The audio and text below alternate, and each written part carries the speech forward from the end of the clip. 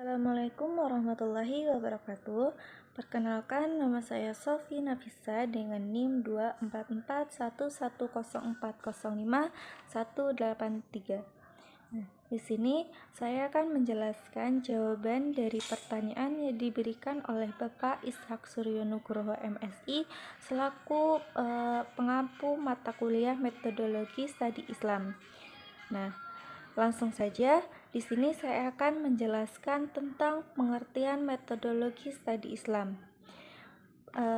Pengertian metodologi studi Islam secara istilah itu terdiri dari 3 kata, yaitu metodologi, studi, dan Islam. Metodologi berasal dari bahasa Yunani, yaitu metodos, yang berarti cara atau tujuan yang ditempuh untuk mencapai tujuan tertentu, dan logos yang berarti ilmu atau kajian. Jadi, metodologi adalah ilmu yang membahas tentang cara atau metode yang digunakan dalam suatu penelitian atau pembelajaran. Studi berasal dari kegiatan mempelajari, menelaah, mengkaji, atau meneliti sesuatu objek secara mendalam. Nah, Islam itu berasal dari kata aslama yang berarti tunduk, patuh, berserah diri, dan taat kepada Allah Subhanahu wa Ta'ala. Dengan demikian, secara bahasa, metodologi studi Islam dapat diartikan sebagai ilmu yang membahas cara atau pendekatan yang digunakan untuk mempelajari dan memahami ajaran Islam secara sistematis. Nah, selanjutnya itu ada pengertian metodologi studi Islam secara istilah. Secara istilah, metodologi studi Islam itu adalah seperangkat metode, pendekatan, dan langkah-langkah ilmiah yang digunakan untuk memahami, mengkaji, menafsirkan, serta mengembangkan ajaran Islam yang bersumber dari Al-Quran, hadis, dan berbagai khazanah keilmuan Islam.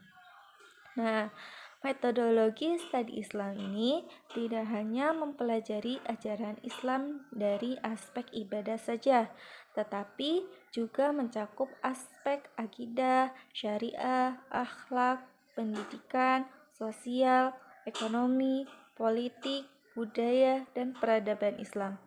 Melalui metodologi studi Islam, seseorang dapat memahami Islam secara lebih objektif, mendalam, dan komprehensif sehingga terhindar dari pemahaman yang sempit maupun keliru. Nah, di sini juga ada tujuan mempelajari metodologi studi Islam. Yang pertama, memahami ajaran Islam secara benar berdasarkan sumber yang sahih. Yang kedua, menghindari kesalahpahaman dalam menafsirkan ajaran Islam. Yang ketiga, menumbuhkan sikap kritis dan ilmiah dalam mempelajari agama. Yang keempat, menjadikan Islam sebagai pedoman hidup yang dapat diterapkan dalam kehidupan sehari-hari. Yang kelima, mengembangkan ilmu pengetahuan yang berlandaskan nilai-nilai Islam. Lalu, pentingnya metodologi studi Islam di era modern saat ini. Nah, informasi tentang Islam itu sangat mudah ditemukan melalui internet dan media sosial. Namun, tidak semua informasi tersebut benar dan dapat dipertanggungjawabkan. Oleh karena itu, metodologi studi Islam sangat penting agar seseorang dapat membedakan antara ajaran Islam yang autentik dengan informasi yang tidak sesuai dengan sumber ajaran Islam. Nah, dalam Islam itu terdapat 5 pondasi utama yang dikenal dengan istilah rukun Islam. Rukun Islam itu merupakan dasar yang menjadi penopang kehidupan seorang muslim. Hal ini berdasarkan hadis Nabi Muhammad SAW. Islam dibangun atas 5 perkara: bersaksi bahwa tidak ada Tuhan selain Allah dan Muhammad adalah utusan Allah, mendirikan sholat, menunaikan zakat, berpuasa Ramadan, dan menunaikan haji bagi yang mampu. Hadis riwayat Bukhari dan Muslim. Kelima pondasi tersebut dijelaskan sebagai berikut. Yang pertama, syahadat. Nah, syahadat ini merupakan rukun Islam yang pertama dan menjadi dasar dari seluruh ajaran Islam. Bacaan syahadat yaitu asyhadu alla ilaha illallah wa asyhadu anna muhammadar rasulullah. Artinya, aku bersaksi bahwa tidak ada Tuhan selain Allah dan aku bersaksi bahwa Nabi Muhammad adalah utusan Allah. Nah, makna syahadat itu sendiri yang pertama mengakui bahwa hanya Allah yang berhak disembah. Yang kedua, meyakini bahwa Nabi Muhammad SAW adalah utusan Allah yang membawa petunjuk bagi manusia. Yang ketiga, menjadikan Allah sebagai tujuan hidup. Yang keempat, mengikuti ajaran yang dibawa Rasulullah SAW. Nah, syahadat itu merupakan pintu masuk seseorang ke dalam agama Islam. Tanpa syahadat, seorang belum dapat disebut sebagai muslim. Nah, yang kedua itu salat. Salat merupakan ibadah wajib yang dikerjakan 5 kali sehari semalam. Allah Subhanahu wa Ta'ala berfirman, "Sesungguhnya Aku adalah Allah, tidak ada Tuhan selain Aku, maka sembahlah Aku dan tegakkanlah salat untuk mengingatku." Quran Surat At-Taha ayat 14. Nah, tujuan salat yang pertama, mendekatkan diri kepada Allah. Yang kedua, melatih kedisiplinan. Yang ketiga, membersihkan hati dari sifat buruk. Yang keempat, mencegah perbuatan keji dan munkar. Nah, salat memiliki kedudukan yang sangat penting karena merupakan tiang agama.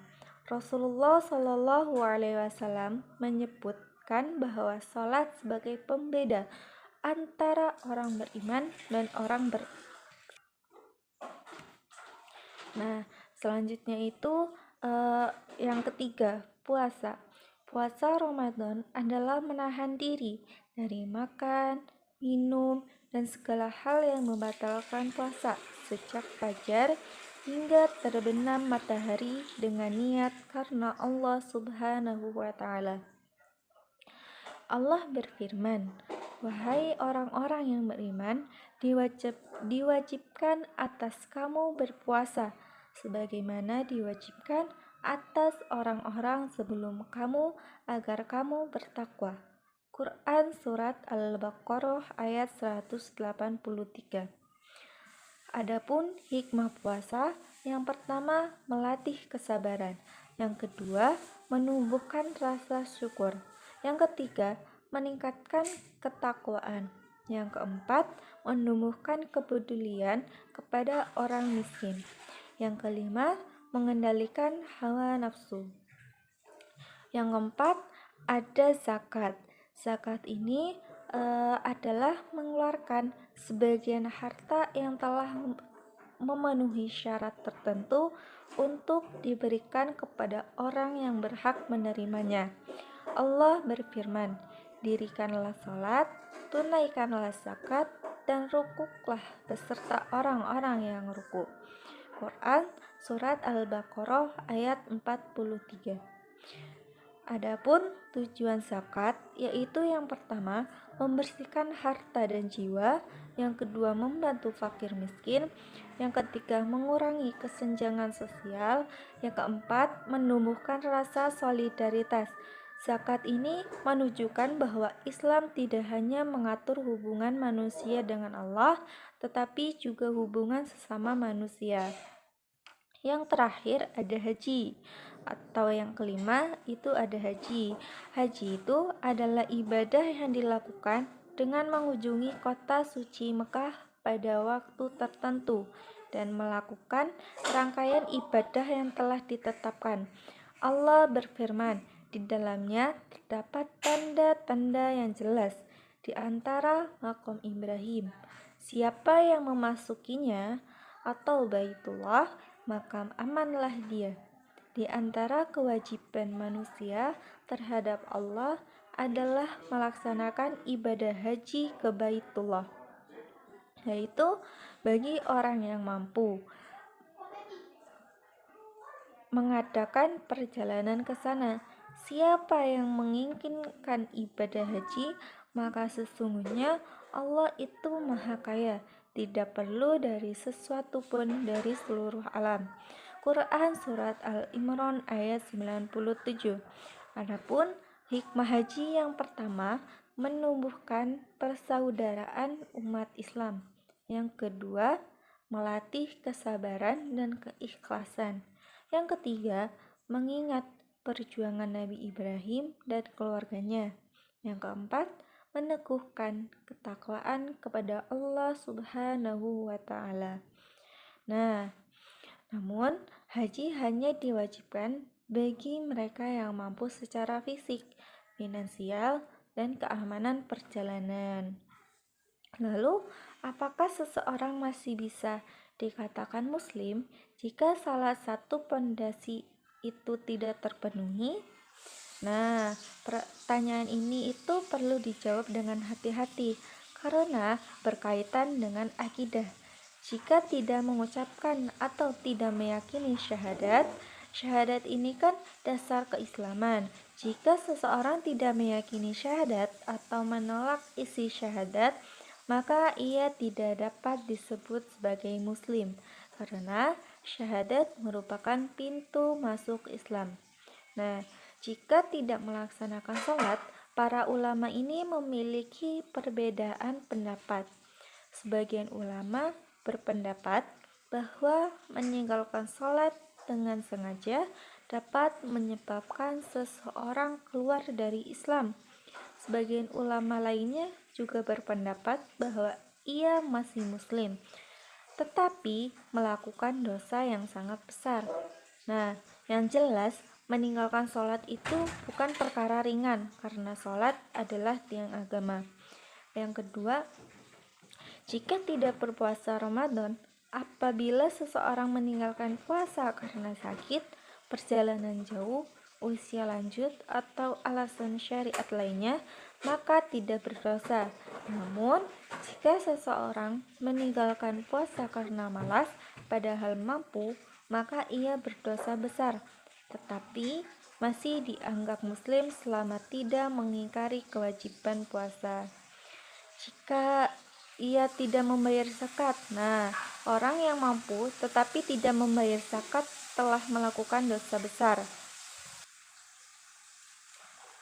Namun, selama ia masih meyakini bahwa zakat adalah kewajiban, ia tetap muslim meskipun berdosa. Untuk seseorang yang benar-benar tidak mampu berzakat, maka tidak wajib zakat. Jika tidak menunaikan haji, jika seseorang belum mampu secara ekonomi maupun fisik, maka ia tidak berdosa. Namun, jika sudah mampu tetapi sengaja menunda tanpa alasan yang dibenarkan, maka ia berdosa. Meski demikian, ia tetap muslim selama masih mengakui kewajiban haji. Nah, jadi kesimpulannya itu seseorang tetap dapat disebut muslim apabila masih meyakini seluruh rukun Islam dan rukun iman. Akan tetapi, meninggalkan salah satu kewajiban tanpa alasan yang dibenarkan merupakan dosa yang harus segera ditobati. Adapun syahadat ini merupakan fondasi utama yang menentukan keislaman seseorang. Lalu ada alasan mengapa seseorang harus percaya kepada Tuhan berdasarkan dalil nakli dan akli. Nah, kepercayaan kepada Tuhan merupakan dasar utama dalam kehidupan beragama. Dalam Islam, keyakinan kepada Allah itu disebut sebagai iman kepada Allah dan menjadi rukun iman yang pertama. Keyakinan kepada Tuhan dapat dijelaskan melalui dua pendekatan, yaitu dalil akli dan dalil nakli. Yang pertama itu ada dalil nakli yang berdasarkan wahyu. Dalil nakli ini adalah dalil yang bersumber dari Al-Quran dan hadis. Ada 3 dalil yang akan saya jelaskan. Dalil pertama itu Allah berfirman, Allah adalah pencipta segala sesuatu dan Dia Maha Pemelihara atas segala sesuatu. Quran Surat Az-Zumar ayat 62. Nah, ayat ini menjelaskan bahwa seluruh alam semesta beserta isinya itu diciptakan oleh Allah. Tidak ada sesuatu pun yang ada dengan sendirinya. Dalil yang kedua itu Allah berfirman, sesungguhnya dalam penciptaan langit dan bumi serta pergantian malam dan siang terdapat tanda-tanda kebesaran Allah bagi orang yang berakal. Quran Surat Al-Imran ayat 190. Ayat ini mengajak manusia untuk berpikir tentang keteraturan alam semesta sebagai bukti adanya Tuhan. Nah, dalil ketiga, Allah berfirman, ketahuilah bahwa Muhammad tidak ada Tuhan yang patut disembah selain Allah, serta mohon ampunlah atas dosamu dan dosa orang-orang mukmin, baik itu laki-laki dan perempuan. Allah mengetahui tempat kegiatan dan tempat istirahatmu. Quran Surat Muhammad ayat 19. Ayat ini menegaskan bahwa Allah itu adalah satu-satunya Tuhan yang berhak disembah. Yang kedua ada dalil akli berdasarkan akal. Dalil akli adalah dalil yang menggunakan logika dan pemikiran rasional. Yang pertama, alam semesta memiliki pencipta. Segala sesuatu yang ada pasti memiliki sebab dan pencipta. Misalnya, rumah tidak mungkin ada tanpa ada pembangun. Buku tidak mungkin ada tanpa adanya penulis. Lukisan tidak mungkin ada tanpa penulis. Demikian pula alam semesta yang sangat besar dan teratur tidak mungkin tercipta dengan sendirinya, harus ada pencipta yang menciptakan dan mengaturnya, yaitu Allah Subhanahu wa Ta'ala. Yang kedua, keteraturan alam itu menunjukkan adanya pengatur. Matahari terbit dan terbenam secara teratur. Planet-planet bergerak pada orbitnya. Pergantian siang dan malam berlangsung dengan teratur. Nah, jika alam terjadi secara kebetulan, tentu akan terjadi kekacauan, keteraturan yang luar biasa, menunjukkan adanya zat yang maha mengatur. Yang ketiga, manusia itu memiliki fitrah bertuhan. Dalam kondisi sulit, hampir semua manusia secara naluriah mencari pertolongan kepada kekuatan yang lebih tinggi. Hal ini menunjukkan bahwa dalam diri manusia terdapat fitrah untuk mengenal dan meyakini adanya Tuhan. Yang keempat, menunjukkan keterbatasan manusia. Manusia itu memiliki banyak keterbatasan. Manusia tidak dapat mengatur detak jantungnya sendiri secara sadar, menentukan kapan lahir, menentukan kapan meninggal. Nah, mengendalikan seluruh peristiwa kehidupan, keterbatasan ini menunjukkan adanya kekuasaan yang lebih tinggi daripada manusia, yaitu Tuhan. Yang kelima, adanya tujuan hidup. Segala sesuatu yang diciptakan pasti memiliki tujuan. Sebuah kendaraan dibuat untuk transportasi. Sebuah jam dibuat untuk menunjukkan waktu. Begitu pula manusia tidak mungkin diciptakan tanpa tujuan. Tuhan itu menciptakan manusia untuk beribadah dan memakmurkan bumi sesuai petunjuknya. Nah, jadi kesimpulannya itu, metodologi studi Islam merupakan ilmu yang mempelajari cara memahami dan mengkaji ajaran Islam secara sistematis dan ilmiah. Dalam Islam, terdapat 5 pondasi utama yang disebut rukun Islam, yaitu syahadat, sholat, puasa, zakat, dan haji. Nah, kelima pondasi tersebut ini menjadi dasar kehidupan seorang muslim. Adapun kepercayaan kepada Tuhan dapat dibuktikan melalui dalil nakli yang bersumber dari Al-Quran dan hadis, serta dalil akli yang bersumber dari akal dan logika manusia. Dengan memahami kedua dalil tersebut, seseorang itu dapat semakin yakin bahwa Allah Subhanahu wa Ta'ala adalah Pencipta, Pengatur, dan Pemelihara seluruh alam semesta. Keyakinan kepada Allah tidak hanya menjadi dasar agama, tetapi juga menjadi pedoman dalam menjalani kehidupan yang bermakna, terarah, dan penuh tanggung jawab. Baik, untuk penjelasan dari jawaban yang sudah diberikan cukup sekian.